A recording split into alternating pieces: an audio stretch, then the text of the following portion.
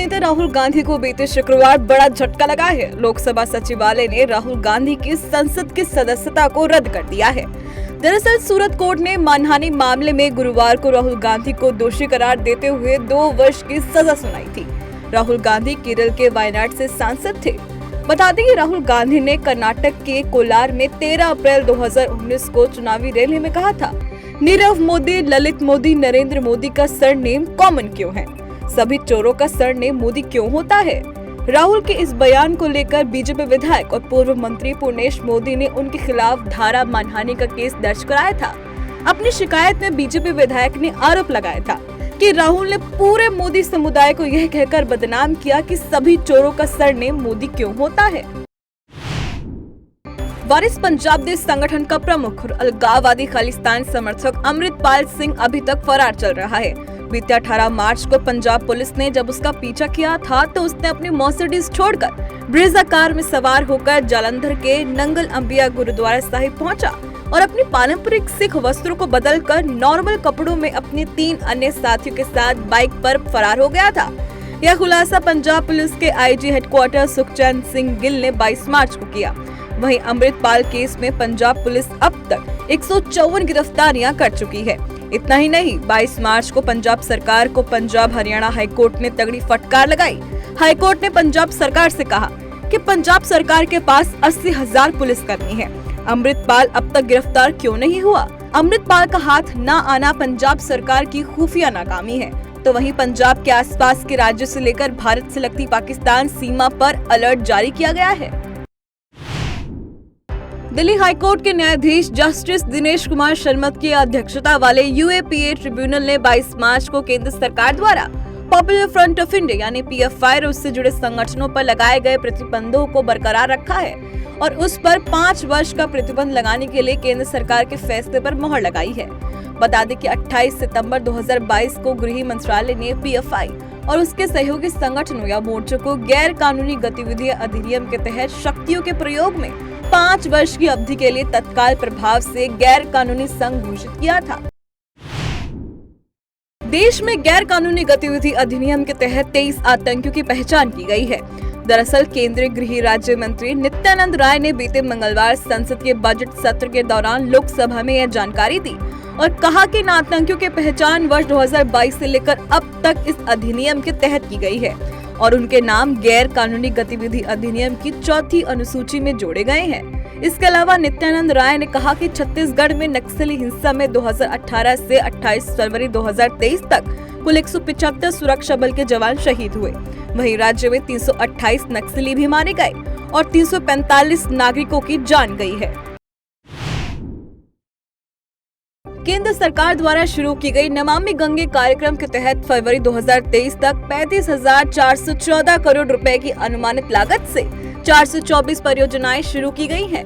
संसद में जल शक्ति राज्य मंत्री विश्वेश्वर टूडू ने बीते गुरुवार जानकारी देते हुए बताया कि नमामि गंगे कार्यक्रम के तहत गंगा नदी और उसकी सहायक नदियों के संरक्षण के लिए अपशिष्ट जल संवर्धन, ठोस अपशिष्ट प्रबंधन, नदी तट प्रबंधन, ई प्रवाह, वनीकरण, जैव विविधता संरक्षण आदि के माध्यम से व्यापक कार्य आरंभ किए गए हैं। साथ ही कहा कि इसमें फरवरी 2023 तक 35,414 करोड़ रुपए की अनुमानित लागत से 424 परियोजनाएं शुरू की गई हैं और इनमें से 242 परियोजनाएं पूरी की जा चुकी हैं तथा उन्हें चालू भी कर दिया गया है।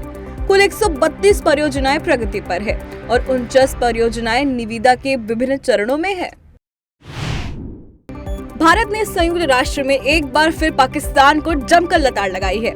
मानवाधिकार परिषद के 52वें सत्र में भारत के उच्च सचिव डॉक्टर PR तुलसीदास ने बीते शुक्रवार कहा कि दुनिया को उस पाकिस्तान से लोकतंत्र और मानवाधिकार पर सीखने की जरूरत नहीं है जो आतंकवाद और हिंसा का सबसे बड़ा निर्यातक है और इसमें उसके योगदान की कोई बराबरी भी नहीं कर सकता, जहां आतंकवादी फलते फूलते हैं और सड़कों पर बेखौफ घूमते हैं। इसके साथ ही तुलसीदास ने पाकिस्तान से भारत के खिलाफ फर्जी एजेंडा चलाने और सांप्रदायिक सौहार्द को बिगाड़ने की कोशिशों की जगह अपने देश में अल्पसंख्यक समुदाय की सुरक्षा से जुड़ी चिंता करने को कहा। उत्तर प्रदेश की जेलों में क्षमता से अधिक बंदियों की संख्या को देखते हुए योगी सरकार ने 20 मार्च को प्रदेश के कई जिलों में नई जेलों के निर्माण का निर्णय लिया है। प्रदेश के 11 ऐसे जिले चिन्हित किए गए हैं जहां पर अभी कोई जेल नहीं है। इसके अलावा एक केंद्रीय कारागार और 9 जिलों में दूसरी जेल के निर्माण की कार्यवाही शुरू कर दी गई है। वहीं कुछ जेलों में बैरकों की संख्या भी बढ़ाई जा रही है। योगी सरकार की कैबिनेट मीटिंग में फैसला लिया गया कि राज्य में 19 जिला कारागार और एक केंद्रीय कारागार का निर्माण किया जाएगा। इसके लिए योगी सरकार के निर्देश पर शासन ने कारागार विभाग को हरी झंडी देते हुए भारी भरकम बजट जारी कर दिया है। इन जेलों को हाईटेक टेक्नोलॉजी का यूज करते हुए बनाया जाएगा। इसके साथ ही नई जेलों के निर्माण का लक्ष्य 2 से 5 साल निर्धारित किया गया है। वर्ष 2020 में उत्तर पूर्वी दिल्ली के इलाके में हुई हिंसा से जुड़े मामले में दिल्ली के कड़कड़डुमा कोर्ट ने 24 मार्च को सुनवाई करते हुए आरोपियों के खिलाफ आरोप तय कर दिए हैं। कोर्ट ने एमसीडी के पूर्व पार्षद और आम आदमी पार्टी नेता ताहिर हुसैन समेत 11 लोगों के खिलाफ साजिश, दंगा, हत्या और समूह के बीच दुश्मनी को बढ़ावा देने से संबंधित धाराओं के तहत आरोप तय किए हैं। कड़कड़डुमा कोर्ट ने इंटेलिजेंस ब्यूरो अधिकारी अंकित शर्मा की हत्या के मामले में यह कदम उठाया है। वहीं कोर्ट ने इस हत्या में ताहिर हुसैन की भूमिका को भी अहम माना है। कड़कड़डुमा कोर्ट ने कहा कि गवाहों के बयानों से स्पष्ट परिलक्षित होता है कि सभी आरोपी घटना स्थल पर मौजूद थे। कोर्ट ने कहा कि ताहिर भीड़ को उकसा रहे थे और यह सब घटना के दौरान लोगों को निशाना बनाने के लिए किया गया था। जम्मू कश्मीर अब लगातार अपने विकास की इबारत खुद लिख रहा है। जम्मू कश्मीर में पहला प्रत्यक्ष विदेशी निवेश आ चुका है। यूएई ने पिछले वर्ष जम्मू कश्मीर में निवेश की घोषणा की थी, जिसे अब वहां के इमार ग्रुप ने अमली जामा पहना दिया है, जिसके तहत श्रीनगर में पहला शॉपिंग मॉल बनाए जाने की शुरुआत हो गई है। जम्मू कश्मीर के उपराज्यपाल मनोज सिन्हा ने बीते सोमवार इस शॉपिंग मॉल की आधारशिला रखी और उसका शिलान्यास किया।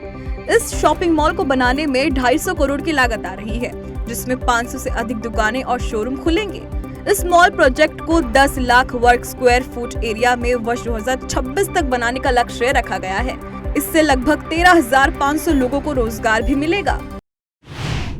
मुख्यमंत्री शिवराज सिंह चौहान ने बीते गुरुवार मोतीलाल नेहरू स्टेडियम में यूथ महापंचायत में युवा नीति लॉन्च की। इस अवसर पर सीएम ने रिमोट के माध्यम से युवा पोर्टल का भी लोकार्पण किया। इस पोर्टल का उद्देश्य युवाओं को सूचना, संसाधनों और अवसरों के साथ सशक्त बनाना है।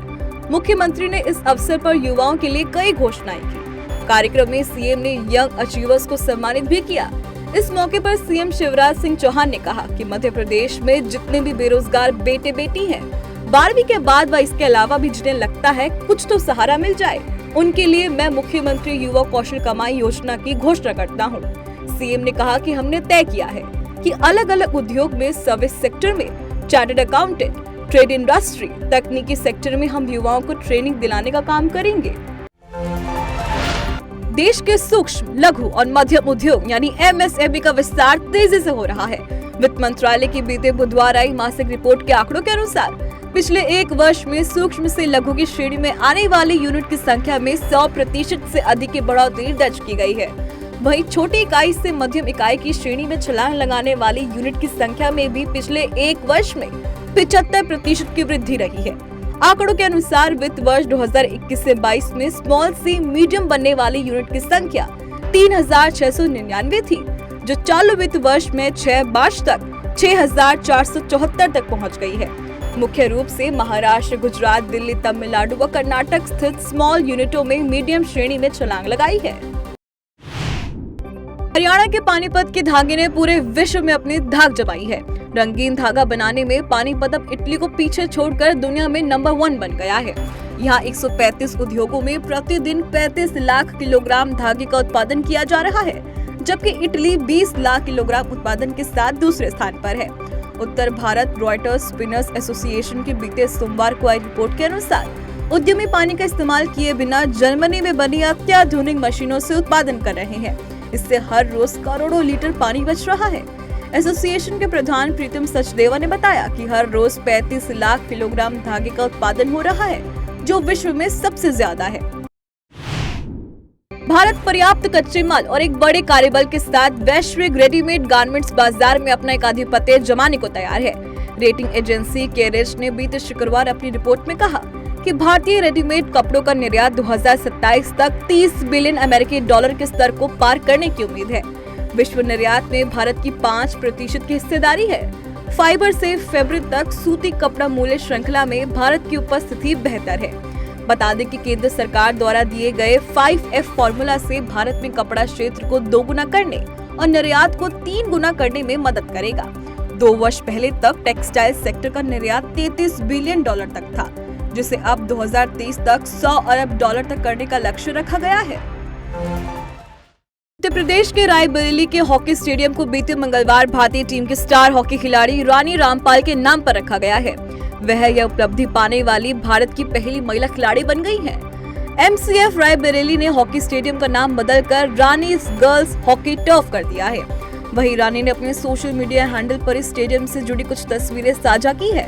बता दें कि रानी ने इस वर्ष की शुरुआत में भारतीय टीम में वापसी की। इससे पहले उन्होंने 2021 से 22 में FIH प्रो लीग खेला था, जिसमें उन्होंने 250 अंतर्राष्ट्रीय मैच पूरे किए थे। हालांकि टोक्यो ओलंपिक के बाद से चोट से जूझ रही रानी विश्व कप और राष्ट्रमंडल खेलों की टीम में नहीं थी। अब वह फिर से अंतर्राष्ट्रीय हॉकी टीम में वापसी कर रही हैं। रानी को 22 सदस्यीय टीम में शामिल किया गया। इस वर्ष के अंत में भारत में होने वाले वनडे विश्व कप के मैच 12 शहरों में होंगे। 22 मार्च को BCCI द्वारा दी गई जानकारी के अनुसार विश्व कप की शुरुआत 5 अक्टूबर से होगी और फाइनल मैच 19 नवंबर को अहमदाबाद के नरेंद्र मोदी स्टेडियम में खेला जाएगा।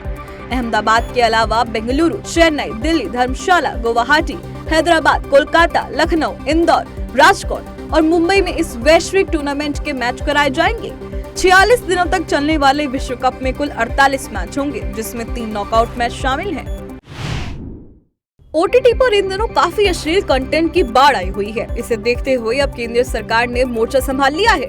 केंद्रीय सूचना एवं प्रसारण मंत्री अनुराग ठाकुर ने बीते सोमवार कहा कि OTT पर क्रिएटिविटी के नाम पर गाली गलौज और अश्लीलता बर्दाश्त नहीं की जाएगी। अनुराग ठाकुर ने नागपुर में एक प्रेस कॉन्फ्रेंस के दौरान कहा कि OTT प्लेटफॉर्म्स पर गाली गलौज और अश्लील कंटेंट बढ़ने की शिकायतों को लेकर सरकार गंभीर है। अगर इस बारे में नियमों में कोई बदलाव करने की जरूरत है तो मंत्रालय उस पर विचार करने को तैयार है। उन्होंने आगे कहा कि इन प्लेटफॉर्म्स को क्रिएटिविटी की आजादी दी गई थी, अश्लीलता की नहीं। कन्नड़ अभिनेता और सोशल एक्टिविस्ट चेतन कुमार को धार्मिक भावनाओं को आहत करने के आरोप में बेंगलुरु की एक अदालत ने 23 मार्च को सुनवाई की और चेतन कुमार को 14 दिन की न्यायिक हिरासत में भेज दिया है। चेतन को हिंदू धर्म के खिलाफ विवादित ट्वीट के बाद बेंगलुरु पुलिस ने गिरफ्तार किया था। बता दें कि एक्टर ने अपने ट्वीट में हिंदुत्व की आलोचना की थी। चेतन को 21 मार्च को बेंगलुरु पुलिस ने अरेस्ट किया था और फिर उन्हें कोर्ट में पेश किया गया, जहां से उन्हें 14 दिन की न्यायिक हिरासत में भेज दिया गया है।